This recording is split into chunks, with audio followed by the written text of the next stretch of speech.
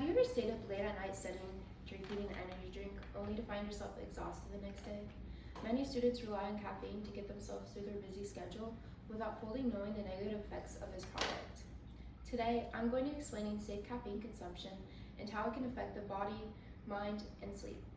Students need to be aware of their caffeine habits so that they can make healthier choices when deciding between an uncaffeinated drink and a caffeinated drink. This information is important so students can avoid caffeine and enjoy their sleep, focus, and overall their daily lifestyle. First, I'm going to explain caffeine guidelines for students.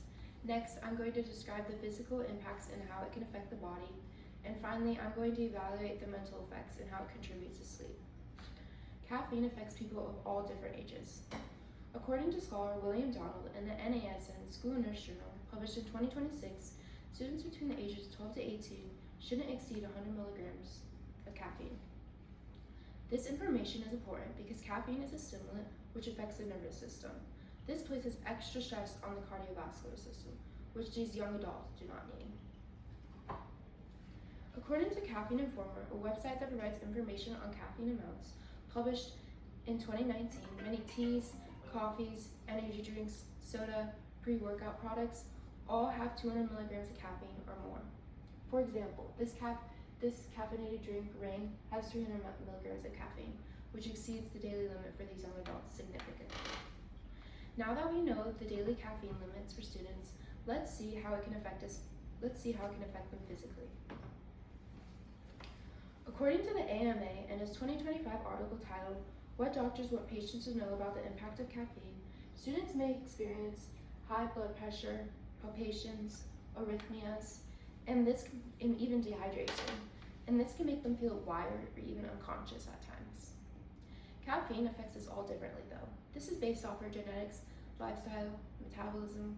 For example, if a 300-pound man and a 125-pound man were both to consume 200 milligrams of caffeine, the 300-pound man would probably have different physical effects than the 125-pound man, just because he's significantly bigger. Now that we know the physical effects of caffeine, let's see how it can affect us mentally. Students may experience anxiety, jitters, loss of focus when consuming caffeine. And those types of feelings don't end during the day. They go throughout the whole night and into our sleep. It is recommended, if you're going to consume caffeine, that you don't consume it 6 to 8 hours before bed. So if you're going to consume caffeine at 8 p.m., you probably wouldn't go to bed until 2 a.m. or even 3 a.m. at times.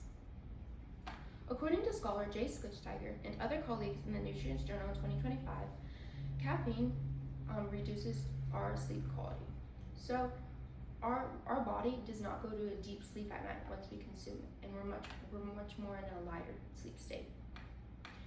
Caffeine also affects our sleep schedule and our circadian rhythm, which tells us when to go to bed and tells us when to wake up. So this can make our sleep very inconsistent. In conclusion, based off the research I have gathered, I hope you learned more about safe caffeine consumption and how it can affect the body, mind, and sleep. Today, I first explained the guidelines for safe caffeine intake among students. Second, I talked about the physical effects of excessive caffeine consumption on the body. And third, I went over the mental effects of late night caffeine on sleep patterns.